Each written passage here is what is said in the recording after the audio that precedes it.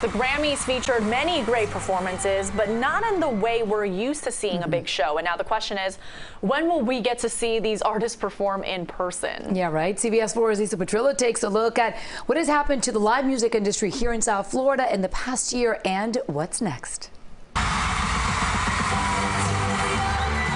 Live music. There's just nothing like it. The vibe, the energy, the crowds.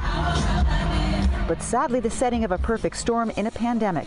It's been about a year since the curtain came down on live concerts globally. It's chilling. We lost an entire year, and that's every single touring act internationally. Adrienne Biondo has been in the live touring industry for decades and has worked with such names as Janet Jackson, Mariah Carey, and Wiz Khalifa. She says the domino effect has been devastating. The venues, the folks that work at the venues, that's everything from trucks to buses to the travel industry to the hotel industry, all the way to the mom and pop pizza joints and restaurants that are around the venues. South Florida's largest stadiums and arenas, such as Hard Rock Stadium, the BB&T Center, Hard Rock Live, and others, went silent in 2020. Gabby Pino is the director of programming at Miami's American Airlines Arena, where, depending upon stage configuration, 12 to 15,000 fans fill the seats in a single show. How many concerts were either canceled or postponed in 2020 at the American Airlines Arena?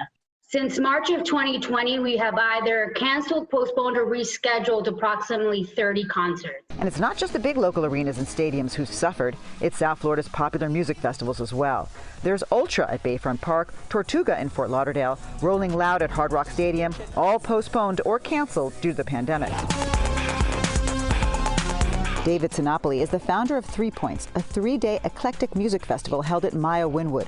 COVID-19 forced Sinopoli to postpone twice last year. He says scheduling crews coming in from all over the world in these uncertain times remains a hurdle. There's a lot of acts that live in New York or Berlin that might have, overseas, might have passport issues, that might have inability to get to the States, or can't gather 24 people, rehearse, get down to Miami and to do the show. So it becomes a really, really tough juggling act in this ever-evolving situation in the pandemic. What they say.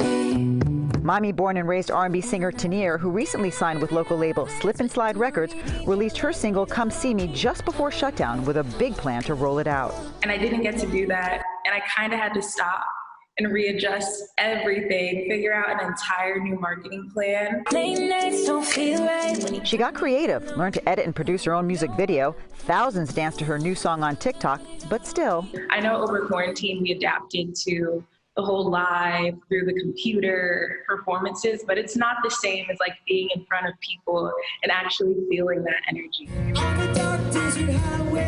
Some artists have found their outlet at smaller outside venues, like this recent socially distant concert called Best of the Eagles outside the Broward Center.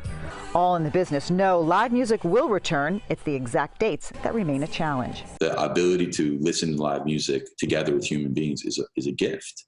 And I think that perspective to anybody that loves music is going to be shared, and I think it's going to be a really beautiful year.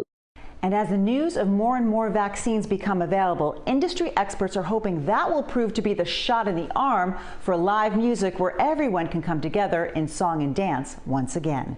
I'm Lisa Petrillo, CBS 4 News.